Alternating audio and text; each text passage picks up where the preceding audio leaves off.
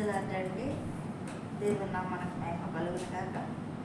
ప్రతి మనిషి కూడా సమాధానం కావాలి, శాంతి కావాలి, ఆదరణ కావాలంటారు. కానీ సమాధానకర్తను వెంబడించరు, శాంతిని కూడా పొందుకోలేరు. ఎందుకు పొందుకోలేరు అంటే సమాధానకర్త అయినటువంటి యేసుని వెంబడించరు కాబట్టి ఆ సమాధానము, శాంతి మనకు దొరకదు. ఆయన ఆ సమాధానకర్త అయినటువంటి యేసు మన గృహాల్లో, మన హృదయాల్లో, మన దేశాల్లో ఉంటే సమాధానము అనుగ్రహిస్తాడు. అందుకే ఆయన అంటున్నాడు యోహాను సువార్త 14వ అధ్యాయంలో, మరి మీ హృదయములను కలవరపడనీయకుడి, మీకు స్థలాలు సిద్ధపరచడానికి నేను వెళ్తున్నాను, అలాగే మీకు శాంతిని కూడా నేను ఇస్తాను అంటున్నాడు. ఆ శాంతిని పొందుకోవాలంటే యేసయ్యను అవలంబించాలి.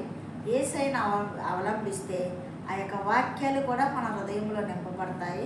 ఆ వాక్యము ఎప్పుడైతే మన హృదయంలో నింపబడుతుందో అప్పుడే మనకు శాంతి, సమాధానము కలుగుతుంది. అధైర్యపడము, ధైర్యంగా ఉంటాము. అందుకే ఆయన సమాధానం లేని చోట కుటుంబాలకైనా, సంఘాలకైనా, మరి దేశాలకైనా, మరి సహవాసాలకైనా శాంతి, సమాధానం ఉండదు. ఎందుకు? సమాధానకర్త ఆ యొక్క మనుషుల్లోనూ, ఆ యొక్క ప్రాంతాల్లోనూ లేడు కాబట్టి.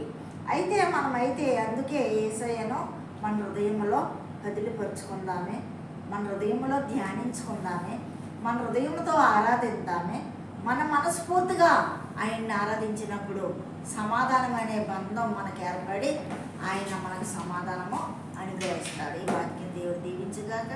సబ్స్క్రైబ్ చేయండి, అన్న మినిస్ట్రీ గురించి ప్రార్థించండి, లైక్ కొట్టండి. ఆమె